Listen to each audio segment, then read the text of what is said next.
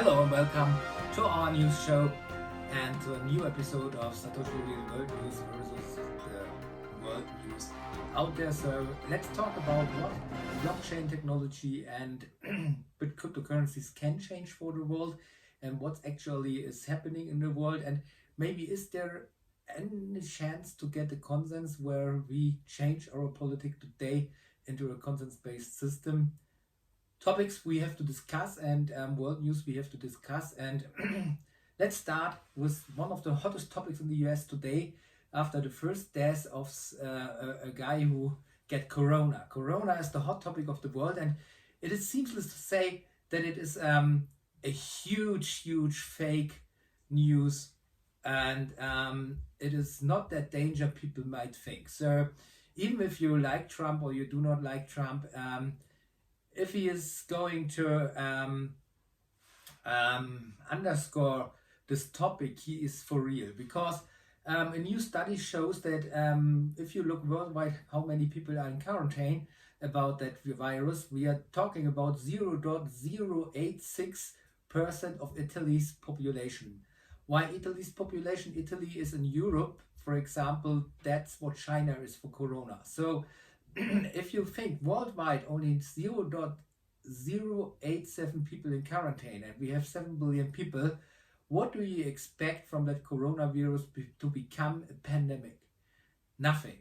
That's why it's a storm in a water glass. I will say it's a hype of nothing. So, for example, you have seen in the news. We have news like, should you cancel travel plans during coronavirus outbreak? Yeah, and you see news like that all over. We have seen, for example, that the international tourism mess has been stopped and from starting this week. And you have seen a lot of huge events have been cancelled because of the fear of corona. And this is a psychology thing. So, for example, I have been in movies yesterday, The Invisible, and it started in Germany this week. So, someone was snoozing inside the cinema. So, I was crying out as loud and was saying, Corona, and here it is. The people got into shock. Some were laughing, some were saying, oh my god, how can you do that? And you saw there was a whole reaction to the whole crowd, and this is exactly what it is. No one of them has corona. No one was going outside the cinema and is thinking that it is corona, even if we are in a cinema in Baden-Württemberg, which is one of the most hotspots for coronavirus at the moment. And you will likely see that this is only a fear game, and I will tell you why this is a fear game. And this is something you have to understand. And this is something what I want to talk to you. This is very necessary that you understand what it is. We are in the start phase of the economic crisis. And this is what I predicted 4 years ago, because I'm always talking about blockchain, Bitcoin, and economy and society. So what you have seen 4 years ago was that we didn't learn from the failures of the past, especially of the financial crisis from 2008. Many people were thinking that this is a recovering from the banks and the real estate market will go on the next level and everything is fine. So no one realized that, for example, in Germany, a big real estate bubble has been built in the last 2 years. No one was recognizing that the world economy was having in Visa and MasterCard now more than double of the debts from the 2008 crisis in Visa and MasterCard. So 2 days ago, I saw a message and I saw a report with an analysis of the debt crisis we are struggling in. And it shows out that we have $360 trillion at wealthy in all our assets, money, and whatever. So on the other hand, we have $260 trillion debts. So this is about the way it is, at around $260 trillion debts. So mind that gap and say 90 trillion up to $100 trillion is the plus we in. How long do you think can an economy live with this money without struggling? So Not long. It's only a couple of months because the world economy is hungry for money, for liquidation, and every day we try to get more interest fees. The stock markets want to keep up, and now it happens. The stock markets are under fire. So, for example, 2 days ago, the news in Germany showed out that the DAX was falling 3.2 points in one day. So we have seen it, and we also see that now the curse is struggling on the New York Stock Exchange, for example. We see the Dow Jones is going down, and that's a very hard sign. Rubini, the guy who predicted the 2008 crash very exactly on the same month when it happens, he was predicting now that the stock market will lead into a crash up to 40 to 60% of its value. What happens now is that the people use coronavirus to pretend that everything is based on this virus because we have to stop big events, we have to keep our workers away from the fabrics and everything in there. And think about influenza. Influenza killed last year in 2018 more than 20,000 people in Germany alone. And this year we have more than 2,000 cases of influenza dies. So, and that's true. But this is exactly what I say. This is exactly what I mean. We use Corona, the fear of the people in front of Corona, to explain our economic crisis. And that's the wrong point. The economic crisis is still here because this is the failure of the banks, of the system, of the economy, which was shocked in 2008, but never learned their lesson. So how many people from you brought your money into Bitcoins? Really? Only a few percent. Why? Because you have fear. You always have fear. You have fear about Corona, you have fear about Bitcoin, you have fear about your whole life. And this is exactly what it is. Because no one wants you to survive the crisis by your own hands, because you should rescue the economy. And that's exactly what it is if it comes to the topic of Bitcoin. If you put your money in Bitcoin and the Bitcoin is rising and rising and rising, the economy outside the fiat world, the dollar, the euros and everything can't catch up with this rising moment. So what that leads into the thing is that after a couple of years, fiat will fade away in the mindset from people and even gold. So what happens is that they want prevent that someone is coming out there and make the people understand that Bitcoin is not your enemy, and it is not the guy for anti-money laundering, but only the item who can save you in the crisis. Because if you now change $100 into Bitcoins, this will triple times going up in the next few months, because the crisis is not depending on the Bitcoin price, because the Bitcoin price is independent from the stock market.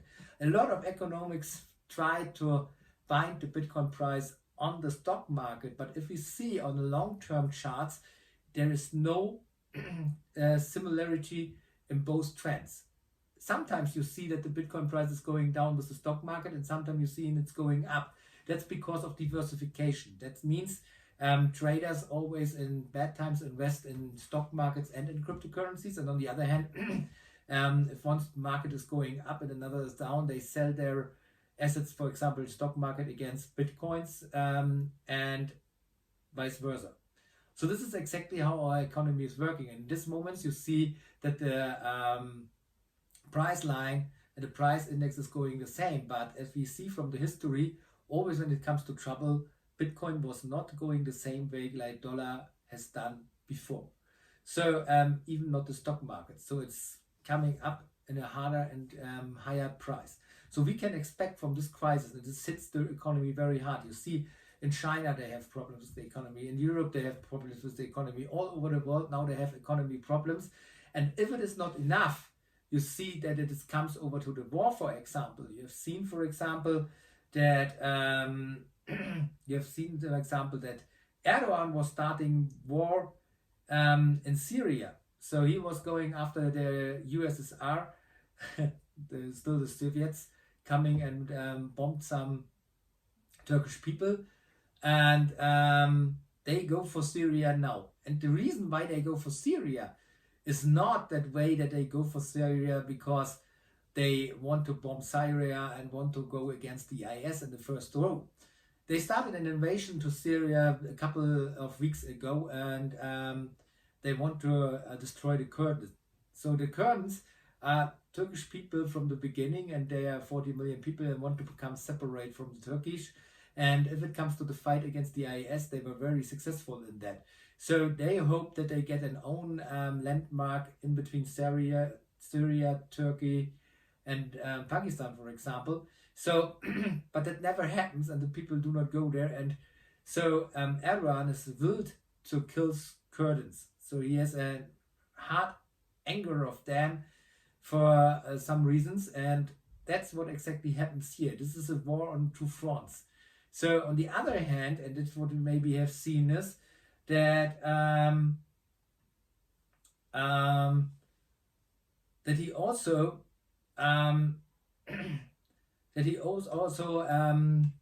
opens the floodgates to Europe for migrants. So the Greece stands firm on migrants as Turkey opens floodgates to Europe. And this is exactly another war he started because he knows that the European Union now will fight against these migrants to come into Europe. And this is the main problem of our society. Our society is not built to get up with that here in Europe. So think about, we have 2.5 million refugees. That's if you're sitting in the US and watching my news, you will a little bit smile about that little sum of people, okay? So because you have a lot of more immigrations each year. So, and but here it's a big thing. We have 650 million inhabitants in the whole EU, and we are not able to collect them and spread them all over the European Union because every nation says, no, we do not accept refugees. So think about, you are in a situation that you are coming from a country where you can't live anymore, and the doors and the gates are closed, and then you got a political instrument for a play ball for the politic. So this is exactly what happens here. We're playing with lives of people for politic interests and not for essential cases or for more humanity. That's exactly what we do. And this is a wrong sign. And this is misleading because everyone is afraid about their own money in their own country. Because if refugees coming, they need some basic, I would say some basic income, okay? So that they can survive. And no one really wants to share this cost with refugees because we are all in a recession now. In a big recession, and the more weeks coming up, the more the people will understand what I mean. Higher prices, more inflation, energy costs will start, as you have seen, for example, in Japan. The normal people avoid to go shopping. So that's what we will see all over the world at the moment. And the only way to stop this is if you go the old way, print money. That leads into an inflation, and prices will get higher and higher and higher. So you will likely pay for a Starbucks coffee not $5 anymore or $6. You will pay $8 up to $10 for that. So you will see how this is killing wealthy. And if we do not change the way how we treat this situation, and we do not understand that many of the people coming, whether it's refugees or whatever, and people, for example, Mexico flew to America, so that's your problem, that they come because the economy has failed and the money is worthless in their countries and everything is going much worse. And we do not change the problem itself, we never will get out of here. Lucky-wise, we will see that a lot of old people will starve in the next few years, and a new generation of people will come to elections and will be voted for changing the system. Hopefully there are a lot of people who understand blockchain technology and Bitcoin outside, because in this crisis, Bitcoin is very helpful, because if it comes to an economic crisis, the Bitcoin price is rising, and that's good for the people who have some Bitcoins.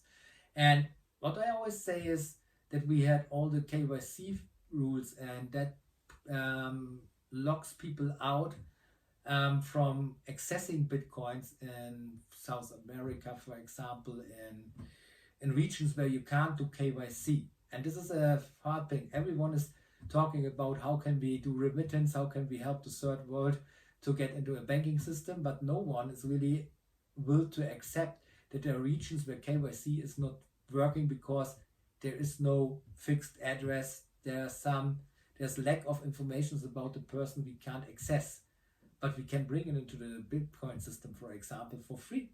And this is a change. And if money comes to a point that it is a shareable value for everyone in a way which is not making equal, we will also have in Bitcoins rich people and poor people, but everyone has the chance with his Bitcoins to work in a way because it's deflationary, that he can build value and wealthy on his own hands.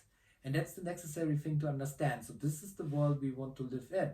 So see, for example, the political movement in the US now, who is going for be elected as a president, who is the competition to Trump, and then see what the people say and how they act and what's their behaves is, with a C-win, Biden makes case he's best alternative to Sanders. So you see, and if you look what they promise you and what they have done in the past, is it that much that you now judge over Trump? And it's is it right inside Trump's frantic attempts to minimize the coronavirus crisis? Is this helpful to get a sustainably and strong economy? Writing this in the main paper, for example, here in the Washington Post. Is it helpful in a crisis to point a finger on someone for the crisis and put it onto the coronavirus? Or is it more effective to be honest and say, okay, this double bubble debt will explode now? I would say yes, because if we do, and if we kill this all, we will have the chance to make the change. And this is to accept what happens in the world. That's what it is. Our world is bleeding at the moment, okay? We do not treat our environment nice. We do not understand the universal rules at all. But we fight each other and we discuss each other in a way there is no respect. And respect is something you have to learn. Respect is something you have to accept. And respect is the leading into a better society, and a better society is leading into a better government. And this makes a consensus-based system possible. Because many people say, yeah, you never will see a consensus-based system, you never will see a change in politics. That's not true. The truth is that we change something for our personal behaves if the output of this change is in a good way for us. Because how will you help people if you can't help yourself? How will you change anything if you're not will to change yourself? And this is exactly what Bitcoin and blockchain technology will support you. If you want to do a change, this technology can help you to create that exchange, this change. It could help you to change the way we act today and how we track each other to do the necessaries in a better world, in a better society. And if you see, for example, you can read it all day on the news, okay? What's going on here, yeah? People say, after 18 years, is this Afghan peace or just a way out? So, what do you think about the peace between Afghan and America? Is this something we can talk about? Afghanistan has gone from being the good war that the United States must win to the long-standing burden that, like the British, the Soviets, and a series of others, is now seeks to unload.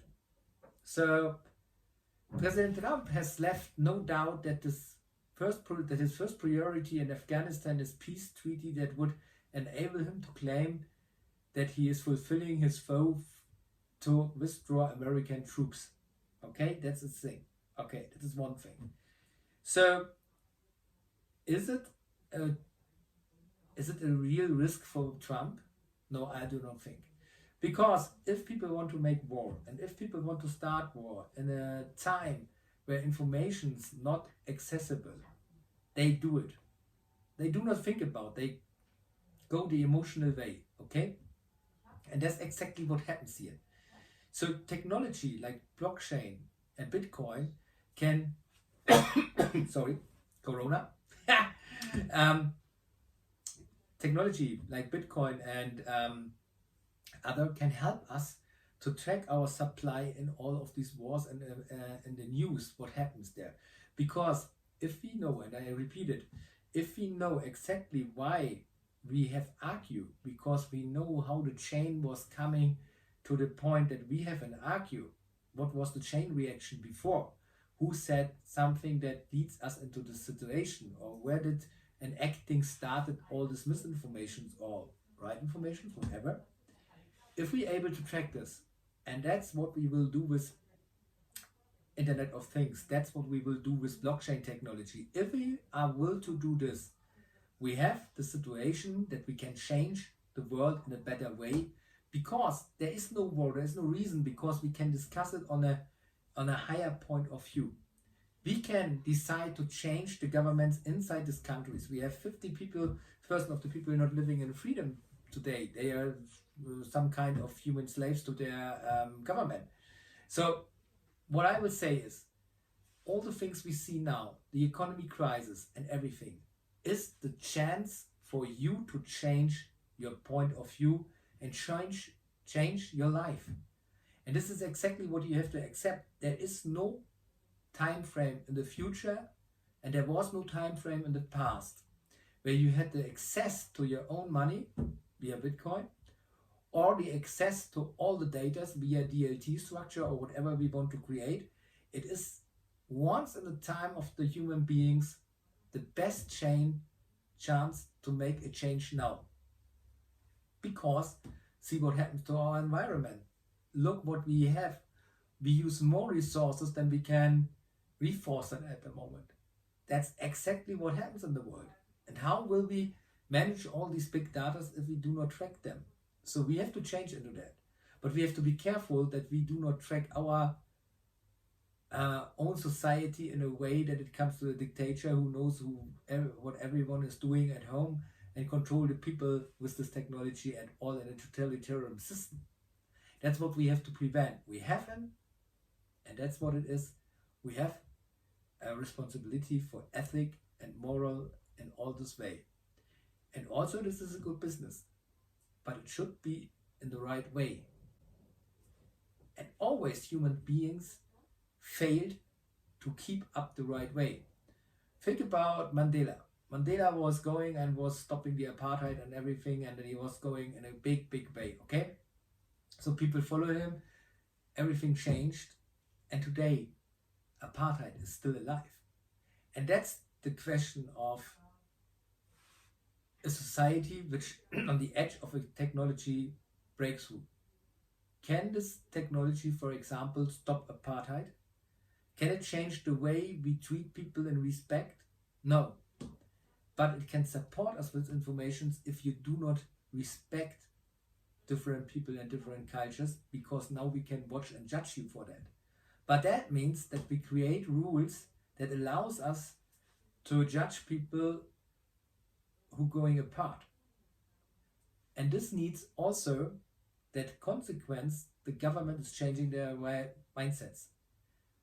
And this is only one example how we can change the world with blockchain technology. So watch out the next news coming next week, and thank you for being here. Have a nice day. Bye.